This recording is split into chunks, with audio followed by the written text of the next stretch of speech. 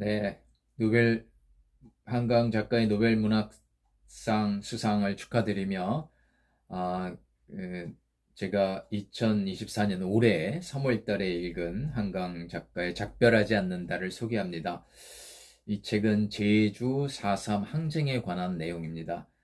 아, 채식주의자가 한 인간의 영혼의 어떤 아픔을 얘기했다면 소년이 온다가 5.18 광주 민주화 운동에 대한 얘기, 희생자 동호회의 이야기였다면 작별하지 않는다. 이 책은 제주 4.3 항쟁 관련 내용입니다.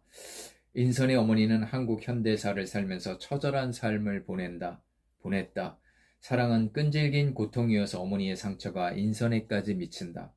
삶은 죽음의 연속이지만 고통과 쉽게 작별하지 않는다. 대를 이어서 고통은 이어진다. 쓰라린 상처가 전편에 펴지는 이 한강의 글은 2021년 9월에 나왔습니다. 2014년 여름, 그 도시와 학살에 관한 책을 낸 지 2달이 지나고 경하는 이상한 꿈을 꾼다. 눈 내리는 벌판의 검은 나무들 위로 흰 결정들이 내리고 들판의 묘지들은 물에 잠긴다. 다시 4년이 지나고 경하는 유서를 쓰다 지웠다를 반복한다. 2012년 경루, 그 책을 쓰기 위한 자료를 읽으면서 악몽은 시작되었다. 5월 중순에 나온 책이지만 악몽은 계속된다. 경아는 자신을 떠난 이들이 못 견디어 했던 방식으로 살고 있다. 대학에서 사진을 전공한 인선을 만난 건 20년 전인 24살 때다. 다큐멘터리 영화를 제작하는 일을 하는 인선은 3개의 단편을 제작했다. 4년 전에 어머니를 여윈 그녀는 지금 제주 공방에서 혼자 살고 있다. 인선이 갑자기 검지와 중지를 봉합 수술을 받으러 서울로 왔다. 병문안을 간 경아는 봉합이 제대로 되려면 3주 동안이나 3분 간격으로 수술 부위를 바늘로 찌르며 고통을 일으켜야 신경의 실이 이어진다는 말을 듣고 그 광경을 목격한다. 인선은 경아의 제안으로 경아의 꿈 이야기를 영상으로 만들기로 했었다. 작업 속도가 지지부진하여 그만두기를 바랐지만 인선은 계속 나무들을 모았다. 인선의 의지는 변함없었다. 인선의 부탁으로 제주 공방에 있는 앵무새 아마를 살리기 위해 경아는 폭설에 갇힌 제주로 향한다. 인선의 어머니는 13살 때 17살 언니와 가족들과 동네 사람들이 군경에 의해 몰살된 처참한 사건을 경험했다. 눈이 덮인 시체들 가운데 가족을 찾으러 일일이 눈을 쓸었던 자매. 그동안 눈만 오면 인선의 어머니는 언니와 시체를 찾던 생각이 뚜렷하게 되살아난다. 우여곡절 고생 끝에 제주 공방에 도착한 경아는 이미 앵무새 아마가 죽은 걸 확인하고 마당의 나무 밑에 앵무새를 묻는다. 목공방의 작업대는 물론 주위에는 인선의 것으로 보이는 핏자국이 선명하게 남아있다.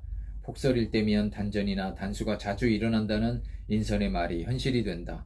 평소 편두통을 안고 살던 경아는 편두통을 포함 심한 오한에 휩싸인다. 땅에 묻은 아마가 새장 속에서 운다. 물을 주니 먹는다. 공방에는 서울에 있어야 할 인선이 있다. 작업대엔 아직도 피가 묻어 있지만 인선은 경아에게 하고자 했던 프로젝트 이름이 무엇인지 묻는다. 작별하지 않는다. 라고 말하는 인선. 인선은 어머니가 겪었던 과거의 처참한 일을 조금씩 꺼내 놓는다. 제주공항 활주로 밑에서 6월 100여 구가 나왔다. 전쟁 발바로 예비검속대 총살된 1000여 명 중 일부다. 경아는 책을 쓰기 전에 학살에 관한 여러 자료들을 검토한 바 있다. 인선 어머니가 가지고 있던 여러 기록물이나 사진들을 함께 본다. 학살 증거뿐만 아니라 가족들의 생사를 묻는 안부 편지까지 다양한 자료들이 남아있다. 보도연맹 사건으로 전국에서 최소 10만 명이 죽었다. 안매장은 20만에서 30만 명으로 추정된다. 유족들의 한은 영원히 지워지지 않을 것이다. 혼란과 환상과 고통에 시달리던 인선 어머니는 세상을 떠났다. 섬에서 수장된 수천 명의 시신들, 섬 주민 30만 명 중 3만 명이 죽었다. 미 군정의 명령에 서북청년단의 만행은 끝이 없었다. 육지에서만 20만 명이 희생되었다. 전쟁이 벌어지자 다시 학살은 이어졌다. 이승만 정권 때 거의 100만 명에 가까운 고귀한 인명이 희생됐습니다. 세상은 요즘 세상에 이승만 기념관까지 짓는다고 합니다. 또 한쪽에서는 이승만을 국부 또는 건국의 아버지로 추앙하려고 합니다. 그 독재를 했고 친일 행적을 하고 뭐 그래서였겠지만 어쨌든 그런 것보다 정말 더 참 한심한 건 우리 백성들을 학살한 그 시대의 어떤 장본인 아니었습니까? 그 정권 때 정말로 그 희생된 영령들이 수십만, 100만 가까이 되는 영령들입니다.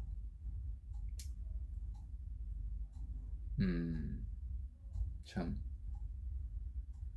무슨 이승만을 찬양한다고 이승만을 제대로 밝혀보겠다고 무슨 영화까지 만들지 않았습니까? 그리고 그 영화를 찬양하면서 본 사람이 뭐 어마어마하게 많더라고요. 어쨌든 그 이승만 정권의 어떤 공과 사는 분명히 있겠죠. 하지만 공을 논하기보다는 과가 너무 큽니다. 너무 많은 사람들을 죽였고요. 또 친일 앞잡이들을 그대로 고용해서 물론 미 군정의 뜻이었기도 했겠지만 뭐 이승만으로 인해서 우리나라가 민주주의 국가가 됐다고들 얘기하지만 참 뭐 그걸 인정한다 하더라도 너무 많은 사람들을 죽였습니다. 그리고 그 독립운동 하던 사람들을 잡았던 그 친일파들, 경찰부터 해서 공무원, 그 많은 사람들을 그대로 새 정부에 그대로 썼고요. 그러다 보니 수많은 그 우리 불쌍한 백성들은 친일파의 앞잡이들한테 당하고 또 나중에는 정부가 들어서고 해방이 됐는데도 그 사람들한테 또 당하는 그런 이중 고통을 겪었고 또 서북청년단을 비롯해서 그 극우적 그 극우들에게 참 수많은 공산주의를 몰아낸다는 그런 명분하에 수많은 사람들을 죽였습니다. 하지만 세상이 그렇게 돌아가도 문학은 기억합니다. 그리고 세상이 아무리 아니라고 해도 문학은 그렇다라고 얘기합니다. 그래서 저는 문학을 믿고 책을 읽습니다. 그리고 책을 읽는 게 뭐 전부는 아니지만 그래도 책을 통해서 많은 것을 배우려고 합니다. 뭐 책이 전부는 아니겠지만 그래도 책을 통해서 역사를 기억하고 역사인식을 바로잡고 또 그것을 제가 할 수 있는 대로 학생들에게나 주위 사람들에게 전하려고 합니다. 네. 다시 한번 그 노벨문학상 수상한 한강 작가의 축하를 드리며 또 존경심을 표하며 작별하지 않는다. 제주 4.3 항쟁을 다룬 그런 책을 살펴보았습니다.